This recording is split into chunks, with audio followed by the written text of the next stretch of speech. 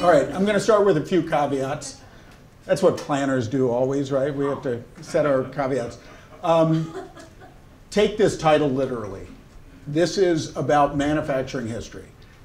This line has a tremendous cultural history. It has the schools, it has churches, synagogues, all sorts of ethnicities, ranging from Russian Jewish immigrants at the turn of the last century to Puerto Rican immigrants, or not immigrants, immigrants in this century.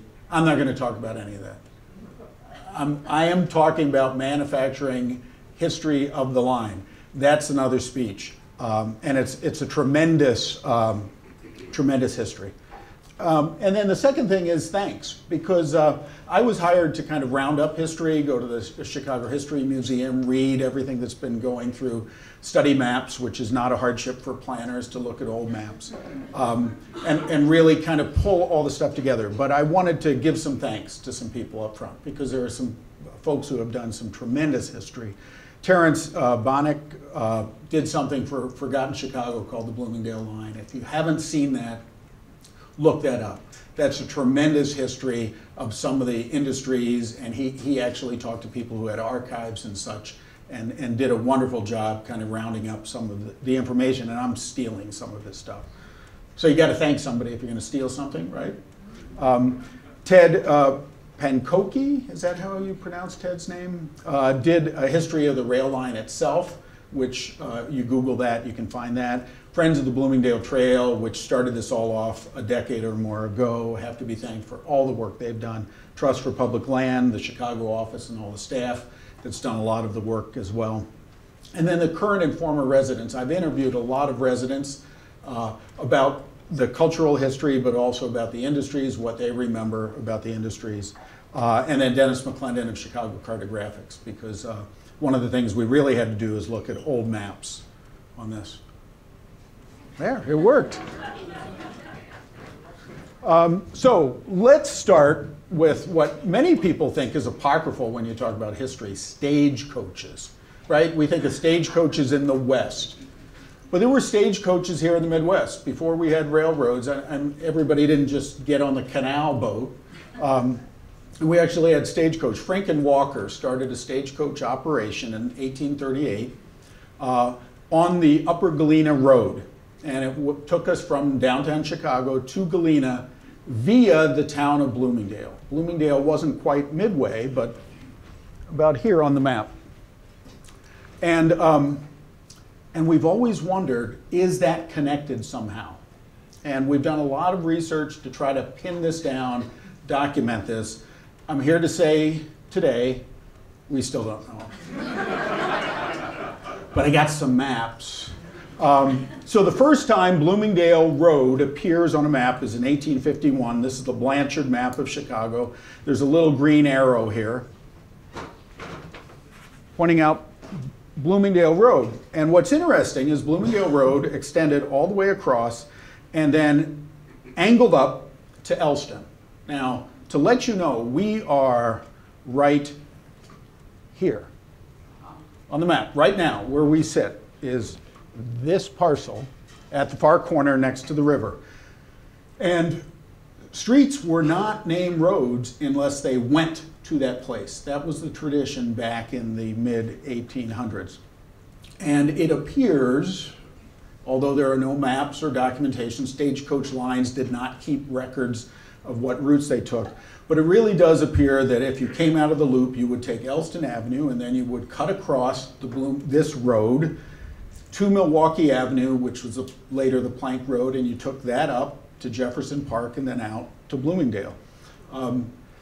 It can be inferred that this was the connecting road from Elston to Milwaukee.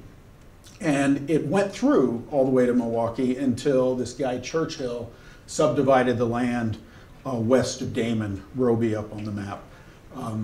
And so we believe Bloomingdale still is not willing, the town of Bloomingdale willing to say that that's where the name comes from. But cartographers who have looked at all the maps really think this is how you trace it. There's another map there, 1863, where that little stub end has been eliminated because the railroads came in. And the stagecoaches lost their business when the railroads came in, and the railroad basically took away that little end of Bloomingdale Road. So, for what that's worth, we're still looking at it, but I think there's a connection there. Next. Okay, so 1872, Jim just gave you the history of the Bloomingdale Road being built.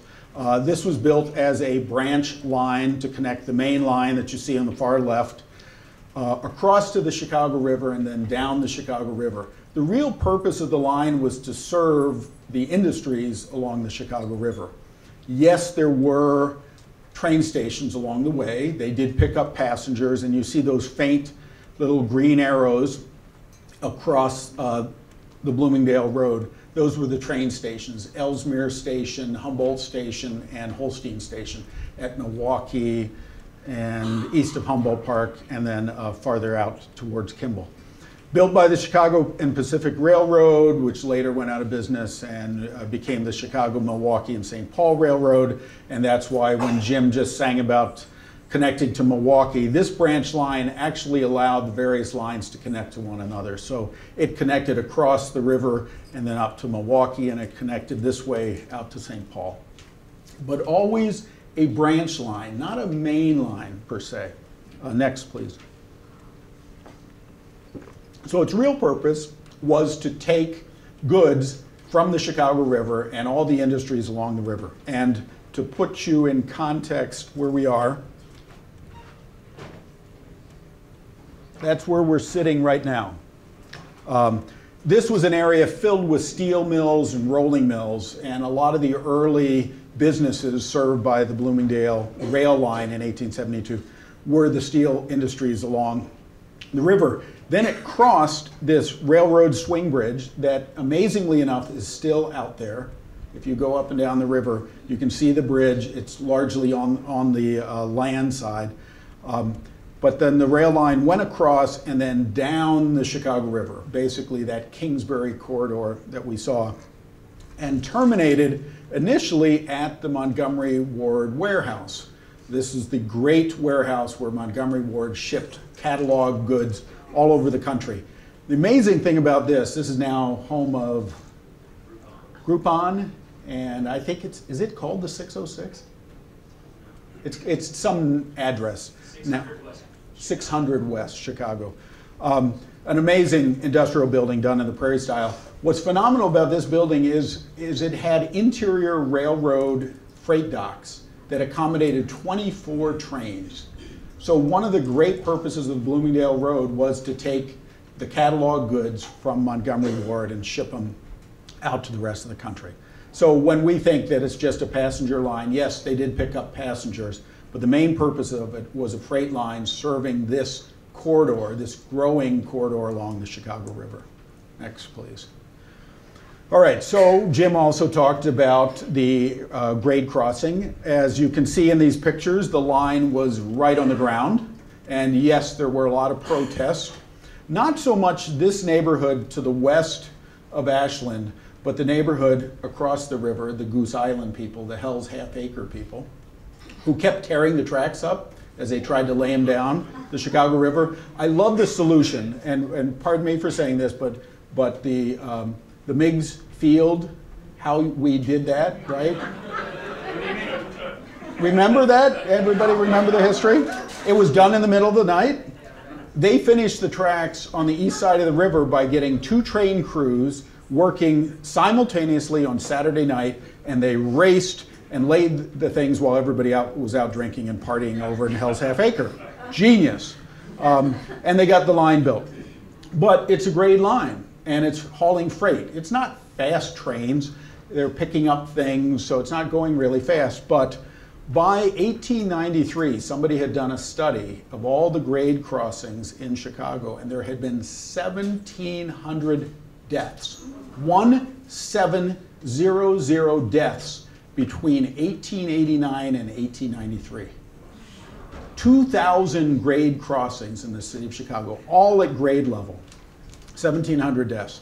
And believe it or not, the city finally reacted, and in 1897, the city council passed an ordinance and created the Chicago Department of Track Elevation. I love that department name.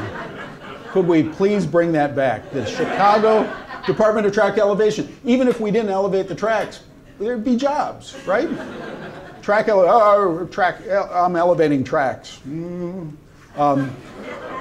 But the Bloomingdale line never got elevated. What got elevated were the downtown lines and all the places around the city where you had trains going frequently. And the Bloomingdale line was going 4 trains a day or something. So it didn't get done. Plus, the people in the neighborhood were not influential. They were working class people. And it took them a long time until City Council finally, in 1910, voted to raise the tracks from Ashland to Lawndale, basically the Bloomingdale Trail 606 section. And in the meantime, there were countless protests. Here's a 1900 Chicago Tribune article. The neighborhood threatens, would tear up the tracks. Threat made at meeting against the St. Paul Road. 5,000 citizens will remove the rails if protection against grade crossing danger is not given in the neighborhood of Humboldt Park Boulevard. Alderman Raymer replies to sharp criticism of his actions. Nothing has changed. But in 1910, the City Council voted to do that and said to the St. Paul Railroad, you will pay for it. The city did not pay for it, but they said that you must do this or you will cease operation on the public right-of-way. And here's a couple great photos that Gene Linzer uncovered. On the left is at Whipple Street. I mean, you walk out the door and there are the railroad tracks. And even more amazingly, here on the right is St. Mary the Angels School and Church. Kids, playing and then running out on the railroad tracks, even though they've started building a wall. So finally, in 1912, they start raising the tracks.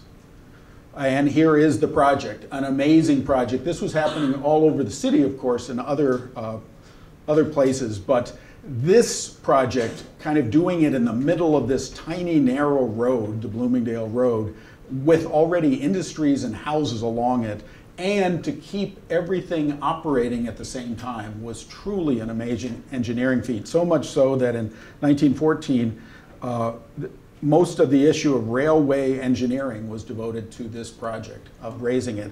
And this process of hauling the concrete in and getting it all set and developing all these bridge crossings, 30-some bridge crossings that were accommodated to actually elevate this and create a safer way and, incidentally, economic development. Next, please. Because what really happens after the tracks are elevated is what we had seen were smaller industries, and there were businesses along the track, even though this line's purpose was to get to the river. Industries had developed.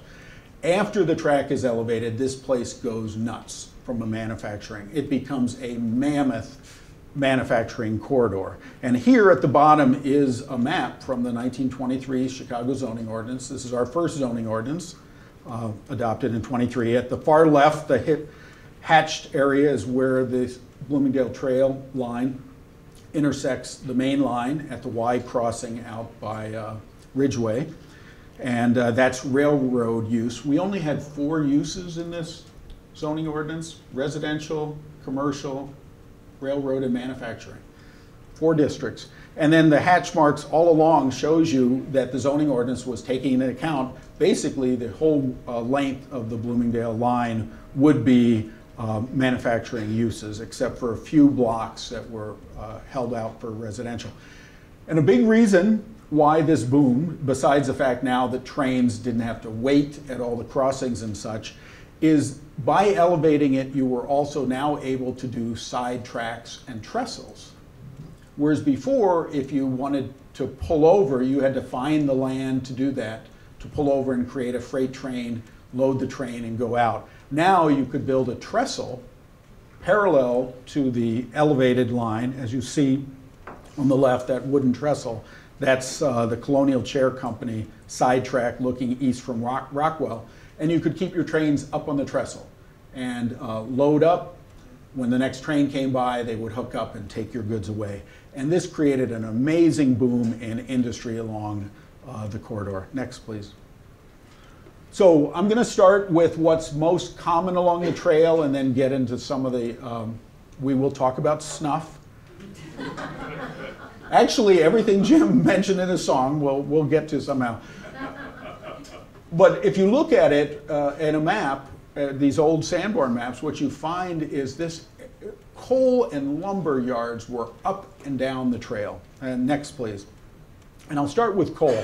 There were at least 10 coal yards along the Bloomingdale Trail.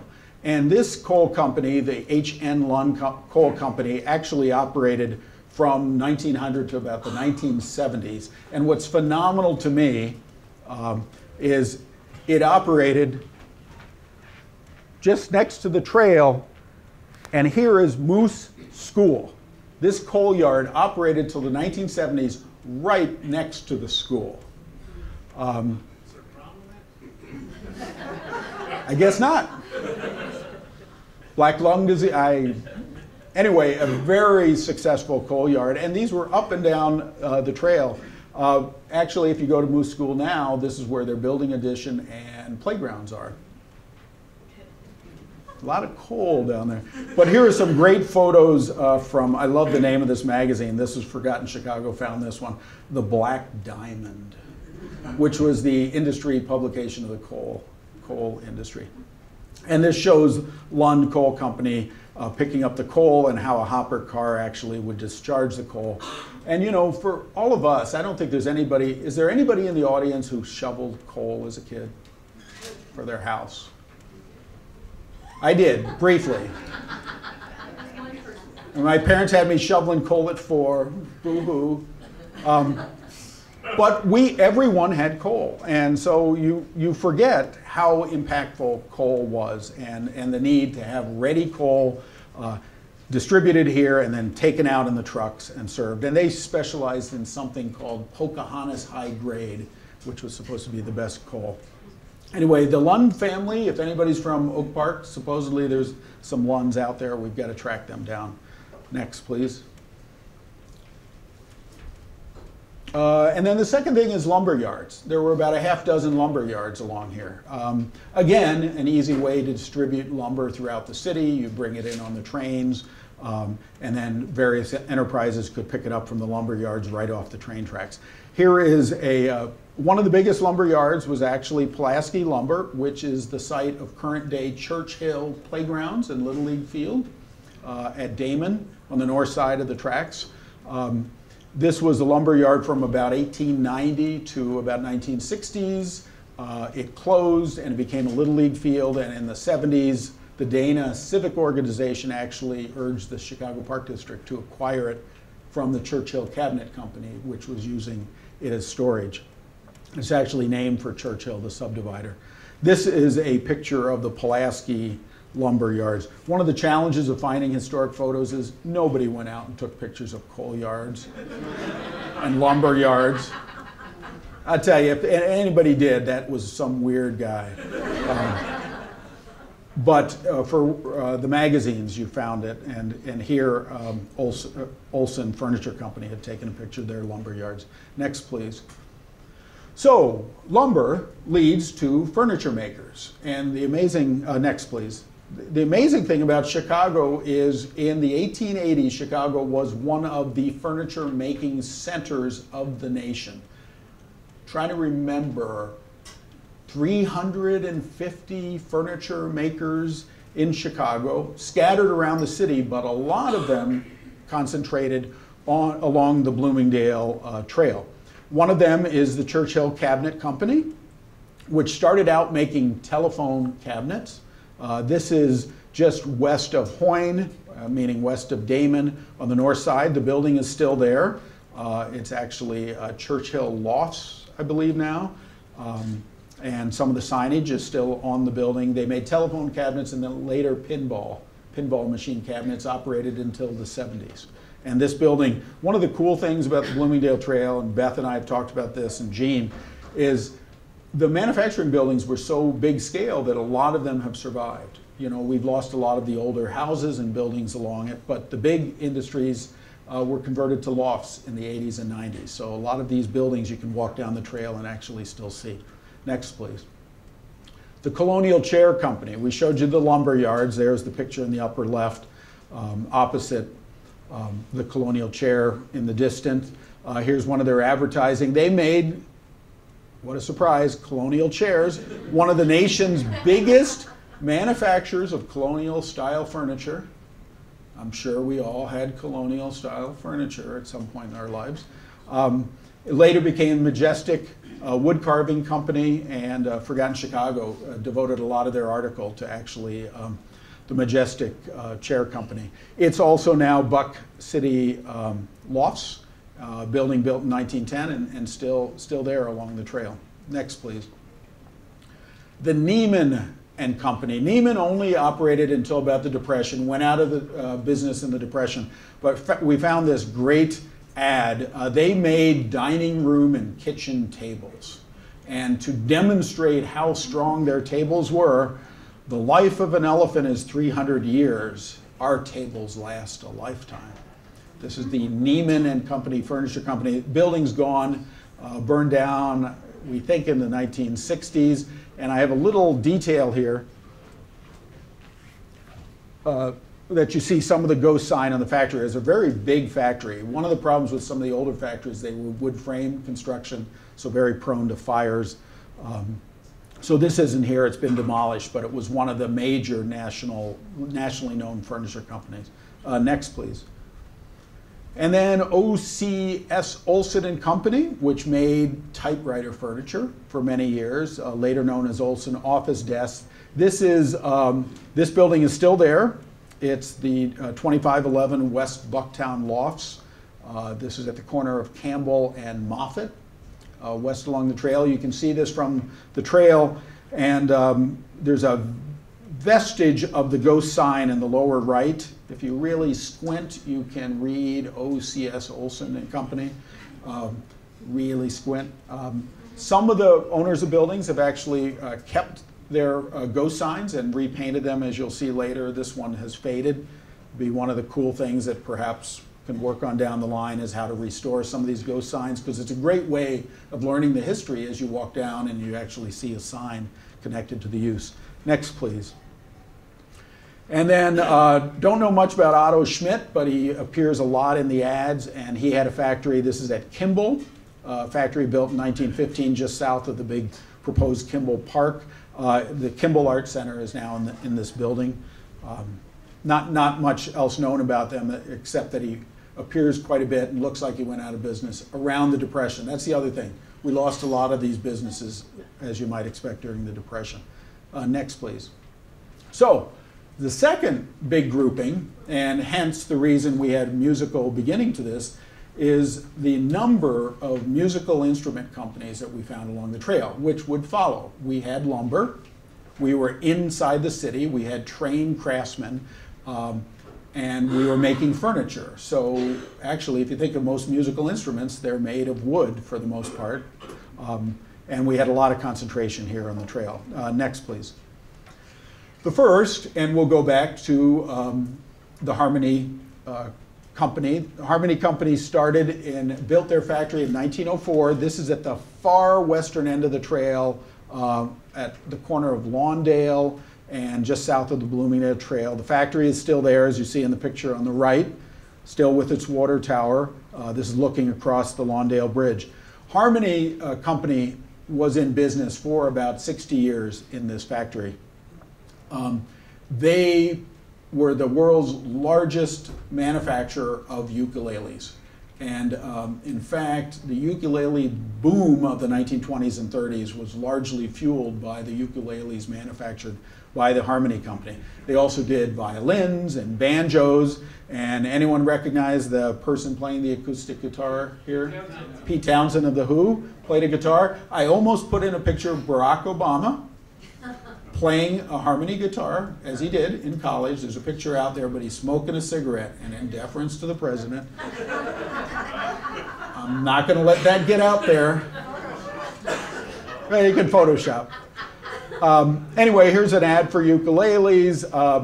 There's an ad for the Roy Smeck Vita guitar, which I think was kind of a mandolin type thing, but Harmony was all over the place. And one of the reasons is in 1917, Harmony Guitar sold to Sears. And this became the musical instruments of Sears Silvertone, you might remember the name. In fact, the ukulele that's going to be raffled off today is a Silvertone guitar manufactured here at Harmony in probably about 1940. Anyway, an amazing website out there on Harmony, and there's a picture of the factory actually in operation making some musical instruments. Next, please. And then we have the Ludwig Drum Company, which actually dates back to the 1890s, but moved to near the Bloomingdale Trail. This is on Damon, just a block south of the trail. They moved here in 1937 and operated here through the 1980s, and then sold to another company. There's the factory right below the map with this little drum-shaped water tower.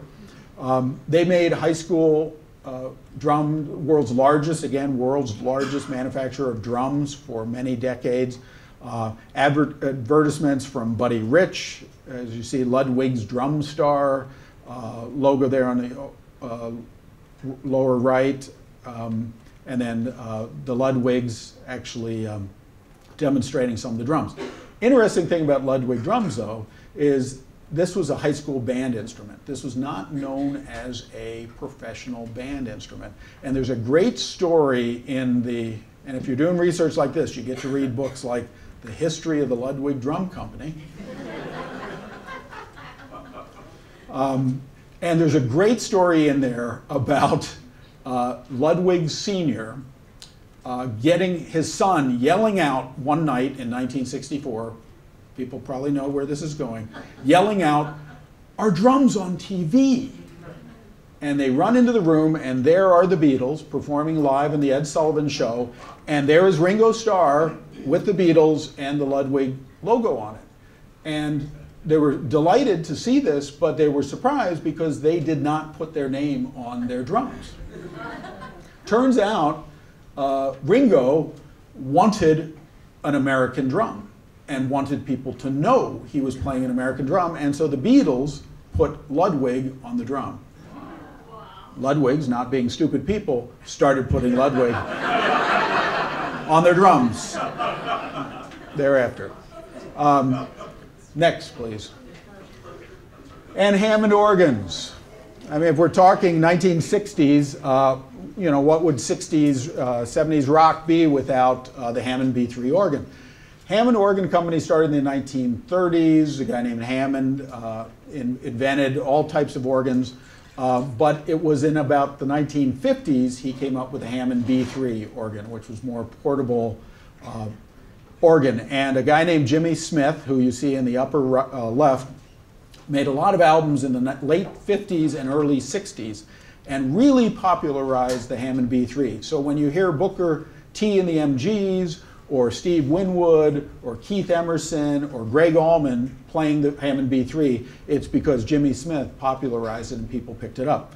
What's amazing about their story here is they had factories all over Chicago, but from 1950 to 1963, they made the Hammond B3, or assembled parts of it, in a factory here, one block south of the Bloomingdale Trail, just west of Milwaukee on St. Paul, which is now the St. Paul Lofts on the second floor.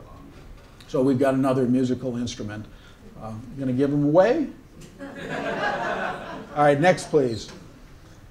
And then finally, the least known of all these companies, but probably the thing that had the greatest influence on music at all levels, was the Gieb and Schaefer Company, a company that was founded, as you see on the left. There is their first building along the Bloomingdale Trail before it's elevated. Hence, somebody can actually take their picture. They're not blocked. As they're looking at the factory, which is just on the south side of the trail, there's the building after having been remodeled many times off to the right. So you see the before and after. You see how the change. You had storefronts facing the trail or the line when it was grade. As soon as it was elevated, you turned around the corner because now that main entrance was blocked. They made instrument cases. They made high quality leather and canvas cases for instruments. You see cello cases and guitar cases. They also made megaphones. They made phonographs, portable phonographs for a while. There's a company photograph. And I have not yet documented it, but you know that old image of the mobster carrying the machine gun? What were they carrying that in? We've got to track this down. And where does that come from? Or is that just Some Like It Hot that it popularized it? But I think somehow there's a mob connection here with Gieb and Schaefer. But an amazing company, and operated here for 50, 60 years. And there's a great website that Steve Kirtley maintains that has tremendous information on the company. But the world's largest manufacturer of musical instrument cases. Next, please. All right. You never thought you'd see adding machines and toys in the same heading. Those were the big clusters of industries, but now I'm going to talk about some of the odder things that happen along the trail. Next, please. Felt and Tarrant. Anybody heard of Felt and Tarrant in this room? Felt and Tarrant. This, to me, is the most amazing story in a way along the trail. This is a guy, Dorr E. Felt, was an inventor. He had 30-some patents, and he invented the first adding machine that did addition, subtraction, multiplication, and division in 1889. And he built a factory, a smaller factory, and then he built a much bigger factory in 1906, added on in 1913. This is Paulina, a block south of the trail. And I forget, 300,000 square feet, 1,000 employees. And the other part of this story is bookkeepers lobbied against this machine. They lobbied not to have these machines bought by their companies because they put them out of business. But he made something called the comptometer, there you see it on the side of the loft building. Felt and Tarrant Manufacturing Company adding and calculating machines, and the comptometer broken out by the window. But a huge factory.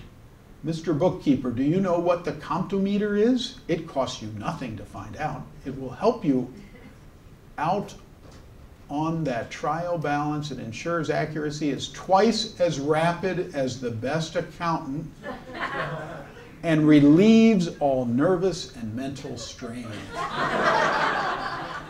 And that's what you want. Anyway, this place went on for a long time, finally bought by the Victor Adding Machine Company in the 50s or something. If anybody ever has gone to Holland, Michigan, there is a museum house out in Holland that is the estate of Dorr E. Felt, who became a very wealthy man making adding machines here just off the Bloomingdale Trail. Next, please. And then toys. So after Harmony Musical Instruments leaves this factory, in the 1950s, Play School Manufacturing moves in. The factory is all set up for assembling toys. They've been assembling musical instruments. Now they simply shift to making toys. And one of the first toys that they start making in the factory in 1957 are Lincoln Logs. Now, Lincoln Logs had actually been invented by Frank Lloyd Wright's son, John Lloyd, in 1920. There is John Lloyd's patent. I think it was a patent of a model Lincoln home. He also did the Uncle Tom's Cabin model.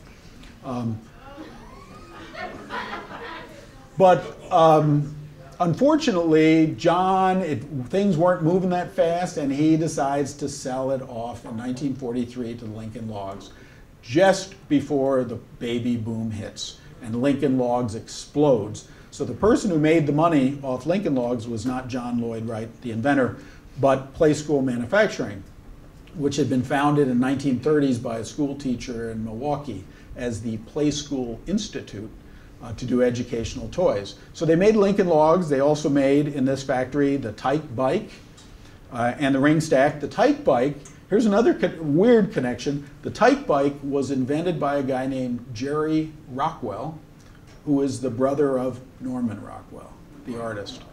So you've got Frank Lloyd Wright's son and Norman Rockwell's brother involved in this building, only along the Bloomingdale. And they finally, I think they moved in the 70s or something.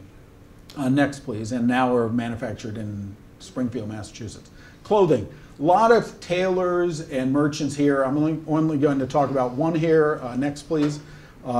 Kling Brothers and Company. This is a huge factory that is south of the Bloomingdale Trail, 1 block south, just south of St. Paul, west of Milwaukee Avenue.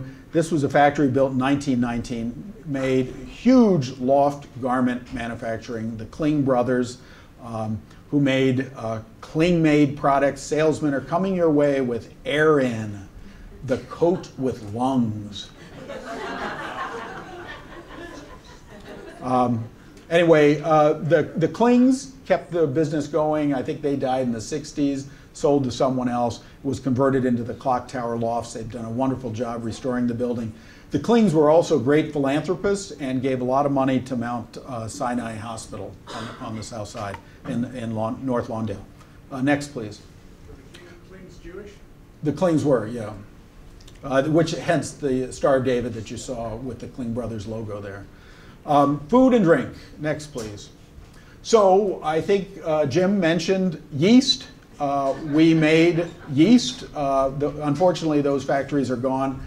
They burned in 1970. There was a terrible fire in 1970. In fact, a fireman died in the fire, a guy named John Walsh, and that's why the park at the east end of the Bloomingdale Trail, we're over here at Ashland Avenue, is named for John Walsh. The yeast factory was just west of Ashland, and then there were these great storage tanks that you see in the lower right, these wonderful yeast grain elevators. Fragrant, beautiful loaves like these, you can watch them grow right up in your own oven if you use yeast foam. Homebread makers everywhere prefer yeast foam because it assures a light, sweet dough. Anyway, they were in operation about 60, 70 years. From about 1900 to about 1970 when the factory was destroyed. Next, please. Milk. This is, so bread and milk. Actually, there was a major distribution platform that was in operation right between Winnebago and the Blue Line south of, in fact, you could still see the outline on some of the aerial photographs of where the old platforms were. None of these photos are from that. Again, nobody went out and took pictures of milk delivery platforms. I don't know why. But anyway, these we're looking to see if we can find more because this was a major transfer point that you would come in and you take a siding and deliver the milk out from Harvard and the suburbs where all the milk delivery was. Okay, bread, milk, and ice. Almost, you need ice to make to get your beer cold. There was this amazing Chicago artificial ice company. Some of the coolest buildings or structures along the Bloomingdale Trail. This is at the corner, northwest corner of Rockwell and Bloomingdale. You can kind of see it in the construction elevated pictures, some of the cooling towers. But in the beginning of time when you actually made artificial ice rather than shipping it in from the North Woods. And then yes, next is beer. And we had one brewery along the Bloomingdale Trail, Stenson Brewery. It's just on the southwest corner of Walcott Avenue. There were 65 breweries in Chicago in 1900. And then, of course, Prohibition, right, 1920.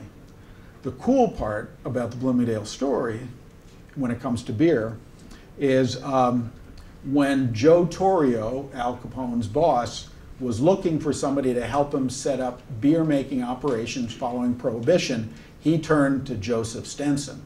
Because Joseph Stenson during the war had complained about some of the Prohibition activities and was really against the government. So Joe Stenson, the son of Stenson Brewing, became the silent partner of Joe Torrio. And for 4 years, no one knew who was advising Joe Torrio and Capone on making the beers. They had bought all these different beer companies, Stieg and Manhattan and all this, but they had to have a silent partner. And Joe Stenson was making something like, was it $12 million a year?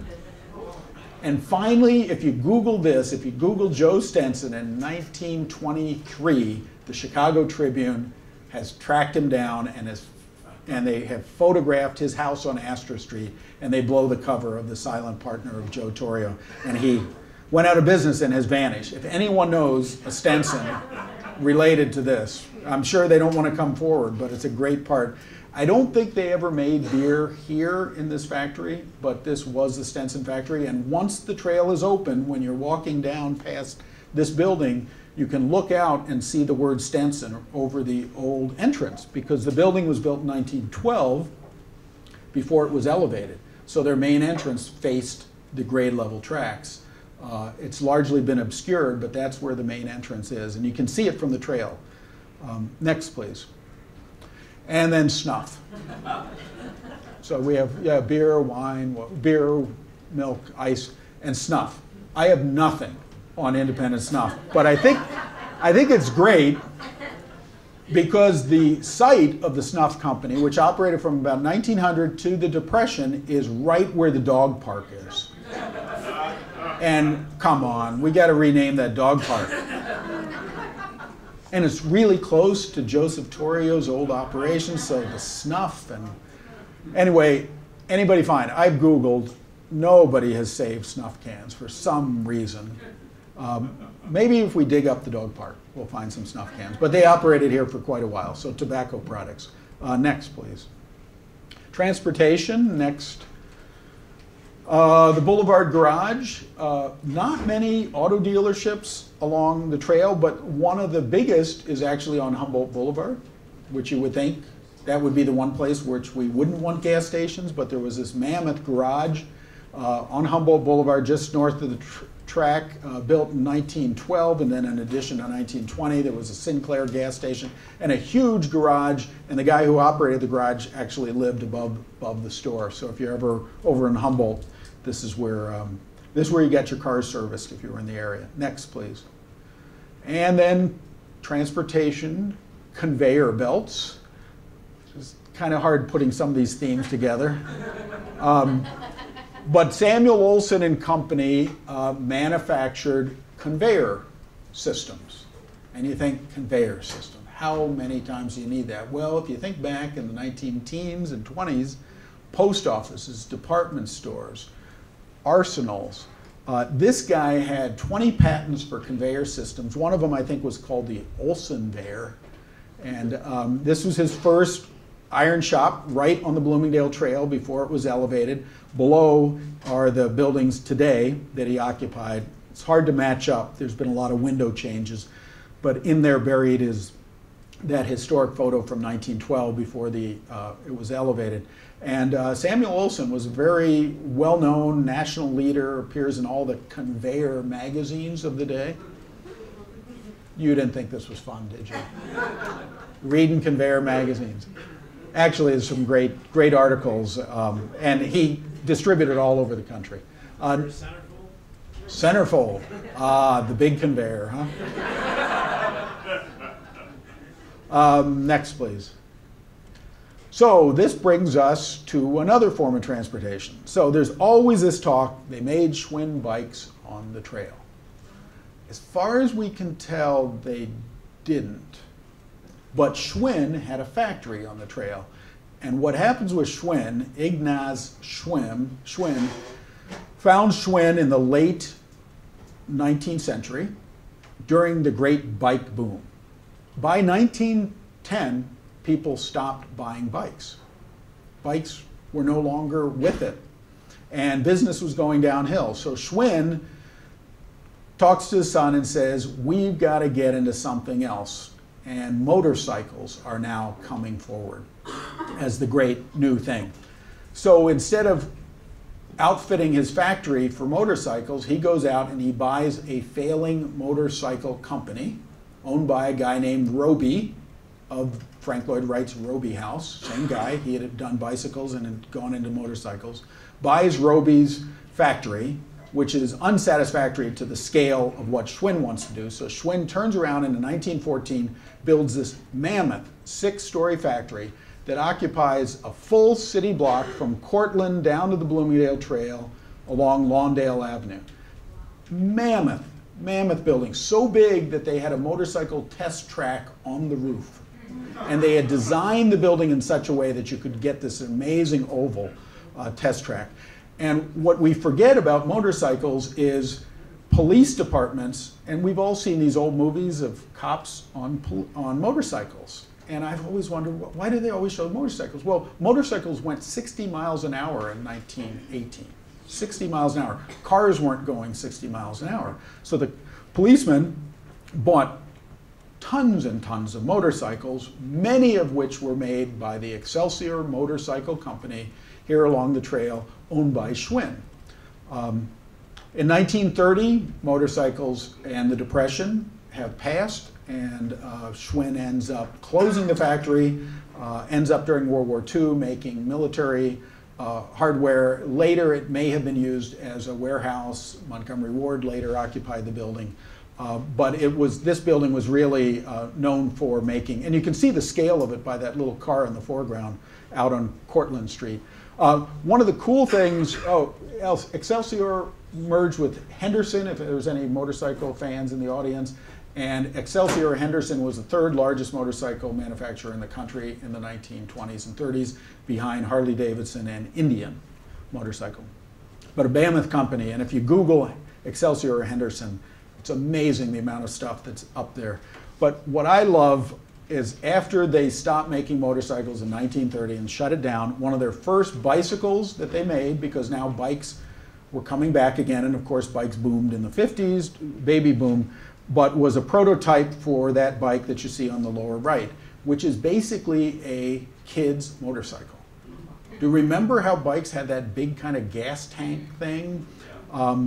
And making noise and big handlebars and such. And so the Schwinn, the motorcycles ended up influencing some of the designs of the Schwinns that came up in the 30s, 40s, and 50s. Unfortunately, the factory was demolished in 1995. Fabulous prairie-style industrial building. It's now the site of the YMCA. Next, please. All right, and then finally, tubs, windows, and wiring. They go together. Next, please. So I think we've identified a landmark district here, Beth. It is the Tub District, which I'm calling. This is the intersection of Spalding and the Bloomingdale.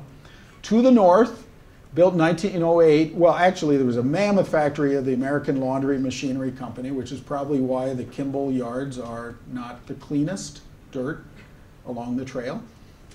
Because laundry machinery equipment probably didn't use the finest, cleanest, biodegradable things. But this was a national company, and they had this mammoth factory close to the tracks. Here you see in 1912 was their original factory, and then in 1908 they built this taller building that you see in the background. They tore down the loft building about 10, 15 years ago, but the taller building that was built in 1908 is still there and is the 1820 loft building. All right, next please. And then if you go south of the tracks, also along Spalding, on just to the west, you had the Atlas Collapsible Tub Company. Now, I have no idea. Has anybody seen or wondered or wanted a collapsible tub? So I've been looking for patents. There's got to be a patent somewhere. But we had that, and that building that had been a furniture factory. It is now the Kimball Art Center. And then we had this really big company called the Standard Ellesmere Granite Company, and Ellesmere was the name of the train station that was just outside the door. So we don't know if the train station was named after the company or vice versa. But this was they had dozens and dozens of patents. Here's a 1924 tub patent, and they made granite and ceramic and porcelain tubs. The factory is long gone, but it appears, you go into the industry publications for tubs, and you will find their name all over it. They were really a leader in the industry. So here's your district, your tub district. All right, next please. And then one of the buildings that I think is the most fascinating, both because it's one of the last that has this huge fire tower, what do you call, smokestack, is the Robbins, was built in 1915 for the Robbins Manufacturing. This is at the corner of Central Park Avenue and the Bloomingdale Trail. And they manufactured windows, doors, and screens. And they were a huge company, as you can tell by the size of the factory, from about 1915 until about 1930, the Depression, and they vanish. And I cannot find anything on them. I can find them in the directories, and then they vanish.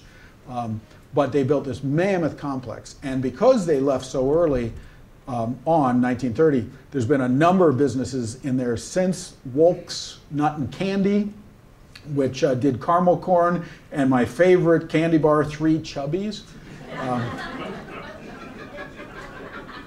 which is really a mound bar. I guess before they realized Three Chubbies wasn't the best name. And somehow Peter Paul got the mound bar, but they did caramel corn.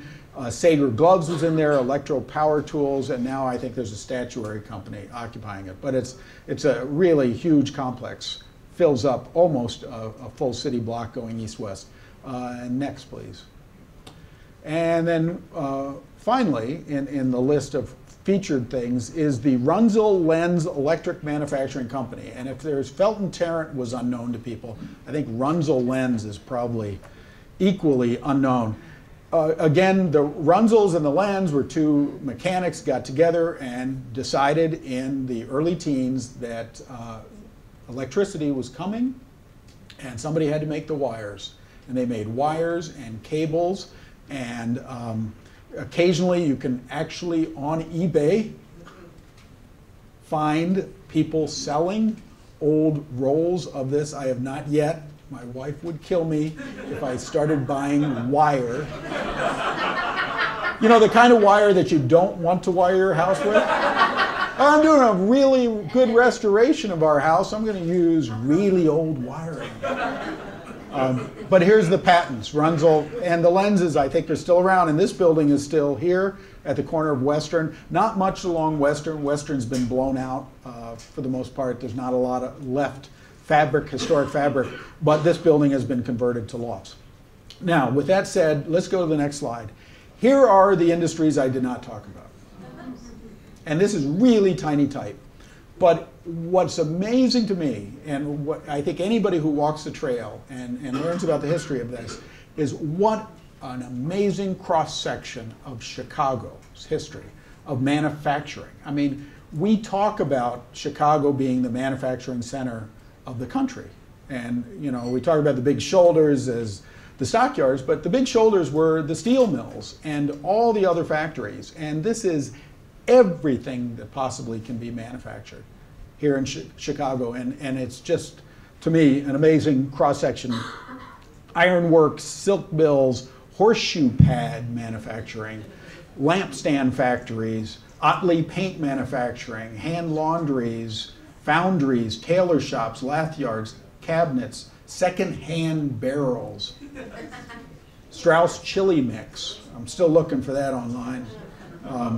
And office furniture and such. So with that, and here's all stuff that anybody wants to research any of these. I'm sure there's great industry publications. I'll end and we'll have Beth come up and question. So we have a few minutes if you have questions for Jim about the presentation or the history, sir. The jacket that has the lungs in it, do you know how that happened to work? Klingmaid. Would you mind repeating the question? Yeah, the question was the jacket that had lungs in it. I think basically they cut some slits under the armpits to not get armpit stains. That's my guess, what lungs were. Oh, it breathes. That's my guess. I have not gone online. Again, you know, I got to draw the line at what I buy on eBay. You know, getting a ukulele or something's fine, but old wiring and Klingmaid. How long did it take for them to raise the track, and also was it shut down for that length of time? It was not shut down. To repeat the question. Yeah, oh, I'm sorry. The question was, how long did it take them to raise the tracks, and were the tracks shut down during that time? It was really fast. It was less than 2 years that they did it, and they did sections at a time. They did not shut down. They kept the line running, and they simply moved the elevated, you know, next to it along Bloomingdale Road, and then they And I think there's probably people here that can answer this part better. And then they would switch the road, you know, make the road the other side of the tracks when they were done and pulled up the tracks. So the road, the street may have been shut down, but the tracks continued to operate because all these businesses were going concerns. And it was a monumental project and a very expensive project, completely funded by the railroad.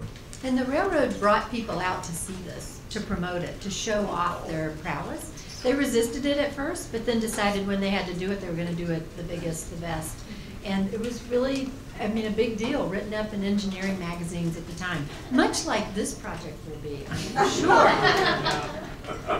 Jim, the core industry here really is the railroad, speaking of a perfect segue. Is there another chapter that you've got in you to research the Chicago, Milwaukee, St. Paul on this stretch? And I know there's a huge center in Madison now, the Center for Rail Photography, Right. which you probably know about, which also is starting to keep files on a lot of the structures built along the railroads.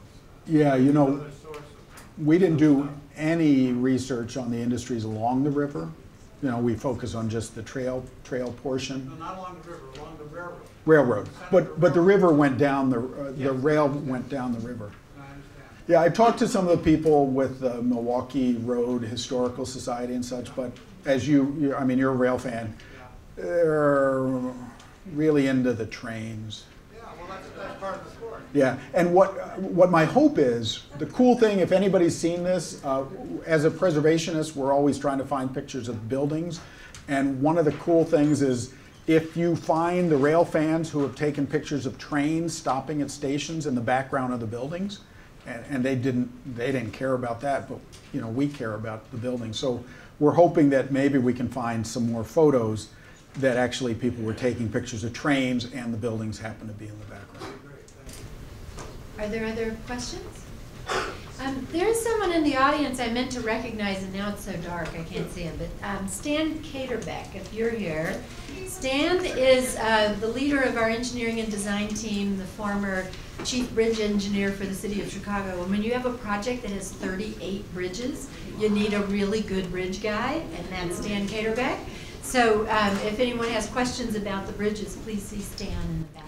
Yeah, the one thing I want to add about this is when they elevated this, they were elevating it, I mean, this seems obvious, but they were elevating it to hold freight trains and engines. So this is quite the structure. You know, so I don't know if you would be able to pull this project off. It was just a pedestrian bridge that had been built in 1914. I mean, they built 38 amazing structures that had to carry a lot of live loads, and it's really remarkable, you know, that it survived. It's 100 years old now. And the bridge scenes that you're seeing here and the movement of the bridge, one of the things that Stan and his team came up with was repurposing the Ashland Avenue Bridge, moving it over to Western. On Easter weekend, we had a bridge parade. And one announcement that I should have made earlier was an announcement of an additional park that we're bringing on to the 606 at the old Maggot Glove site. It's currently under operation, but they've chosen to relocate. So just across from the YMCA at the western end, we're going to be adding over 4 acres of new park in Logan Square, which is a really wonderful thing.